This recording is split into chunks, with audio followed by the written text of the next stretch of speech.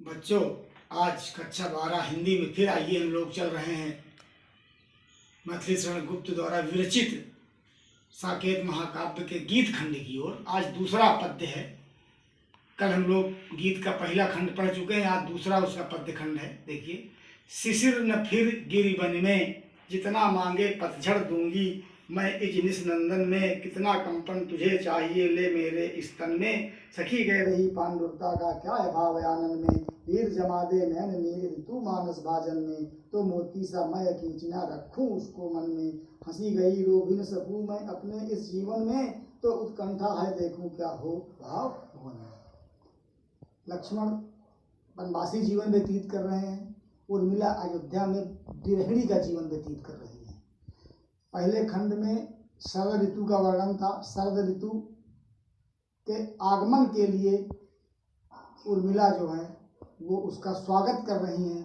वो अपने को सौभाग्य मान रही हैं कि शरद ऋतु का आगमन हुआ तो मेरे पति लक्ष्मण का प्रतीक रूप में दर्शन हुए किसी न किसी रूप में। अब शरद ऋतु समाप्त होने के बाद आ गई है शिशिर ऋतु।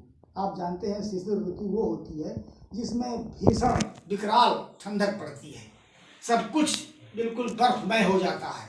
तो एक विरहिणी के लिए शिशिर ऋतु जो है वो बहुत कष्टदायी हुआ करती है।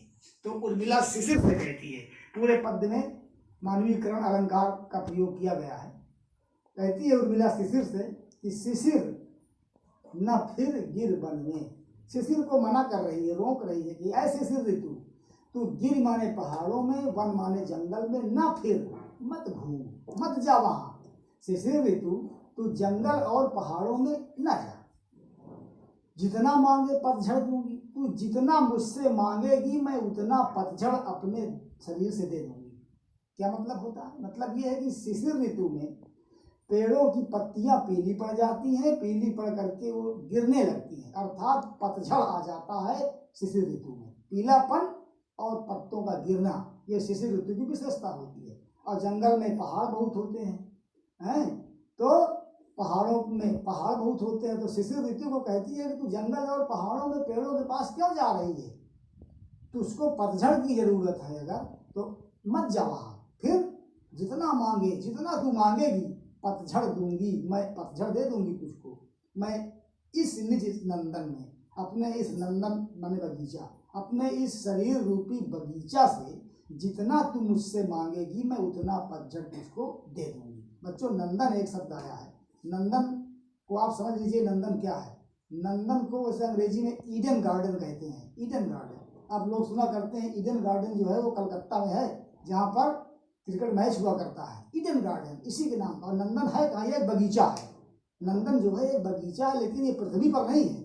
नंदन बगीचा इंद्रपुरी में है, इंद्र के लोक में है, और ये देवताओं का बगीचा है। देवता लोग इस बगीचे में घूमते हैं, जैसे हम आप इस पृथ्वी पर के बगीचे में घूमते हैं, उसी प्रकार से ये देवताओं का बगीचा है, जिसको नंदन कहते हैं, अंग्रेजी में ईडन गार्डन कहते हैं।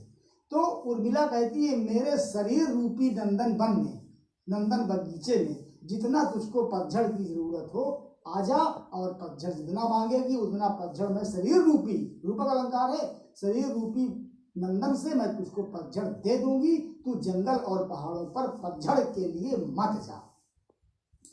कितना कंपन तुझे चाहिए? पूछती है उर्मिला शिशिर से कि तुझको कितना कंपन चाहिए। कंपन माने कांपना।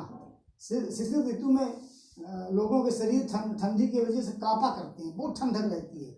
उर्मिला यहाँ कांप रही है। उर्मिला विरहिणी है, इसीलिए उसके ठंड बहुत लगती है। जो विरहिणी होती है उसके ठंड बहुत लगती है विरहावस्था में। तो कहती है कि तुझको कंपन की जरूरत है, तो जितना भी तुझको कंपन की जरूरत हो आ जा और मेरे शरीर से ले मेरे इस तन में, मेरे तन माने शरीर में आकर के कंपन ले। अर्थात उर्मिला के शरीर में कंपन भी है, उर्मिला के शरीर में क्या है? पतझड़ भी है। क्योंकि लक्ष्मण है नहीं, विरहिणी है, और उसके शरीर में ये सब कुछ चीजें विद्यमान है। तो शिशिर को रोक रही है कि तू वहां मत जा। सखी कह रही पांडुरता का क्या है भाव आनंद में। एक सखी है, उर्मिला कहती है कि मेरी एक सखी है, वो मुझसे कह रही है कि पांडुरता माने पीलापन, पांडुरता माने पीलापन का क्या अभाव है, क्या कमी है मैं क्या, हाँ आनंद में, मेरे मुख में, आनंद माने मुख, क्या मेरे मुखमंडल में पीलेपन की कमी है। सखी कह रही है कि क्या तेरे मुखमंडल में पीलेपन की कमी है। पीलेपन क्या होता है? पीलापन ये होता है कि जब मनुष्य के शरीर में खून की कमी हो जाती है तो उसके शरीर में पीलापन आ जाता है। उर्मिला कमजोर हो गई है, इसीलिए उसके मुखमंडल में, आनंद में पांडुरता आ गई है। पांडुरता माने पीलापन आ गया है। तो वो शिशिर को कह रही है कि तुझको पीलापन चाहिए, तू पत्तों को पीला कर देती है, तब वो पतझड़ आता पत्तों में। तो तुझको पीलेपन की जरूरत है, जितना भी तुझको पांडुरता की जरूरत हो, पीलेपन की जरूरत हो, आकर के मेरे इस मुखमंडल से ले ले। बहुत पीलापन है मेरे मुखमंडल में। वीर, आए वीर माने भाई, आए भाई शिशिर जमा दे नैन नीर। मैं, अगर तू मेरे नैनों के नीर को, नैन के नीर आंखों के का पानी अर्थात आंसू, मैं रो रही हूँ विरह में, अपने प्रीतम के वियोग में रो रही हूँ, उस नैन नीर को अगर तू भाई शिशिर जमा दे, उसको फ्रीज कर दे।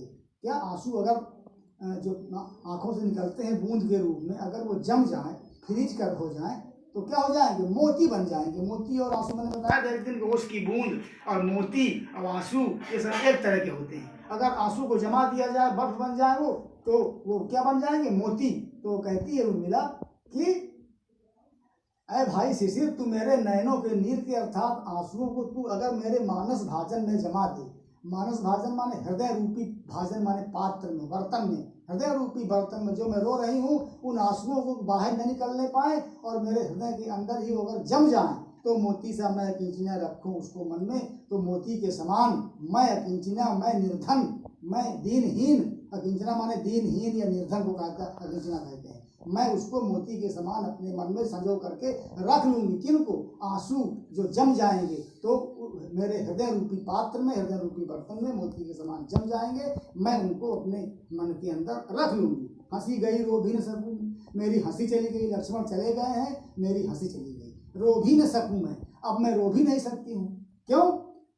अपने इस जीवन में मैं अब न रो सकती हूँ और हंसी तो मेरी चली ही गई। तो उत्कंठा है, तो मेरे अंदर ये अभिलाषा है, उत्कंठा है, इच्छा है, देखूं फिर क्या हो भाव भुवन में, इस भाव रूपी संसार में, भाव भुवन माने इस भाव रूपी संसार में होता क्या है, मैं अब इस चीज को देखना चाहती हूँ। क्योंकि मैं अब हंसी भी मेरी नहीं है, मैं अब रो भी नहीं सकती हूँ। अब मेरे अंदर एक उत्कंठा बची है, एक कौतूहल बचा है, एक जिज्ञासा बची है कि मैं देखना चाहती हूँ कि दुनिया में क्या होता है।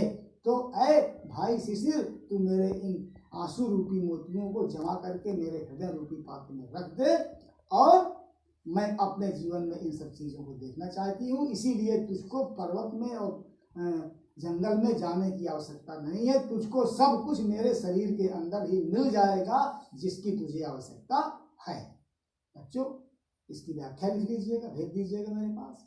आज यहीं तक, हम लोग आगे फिर चलेंगे। धन्यवाद।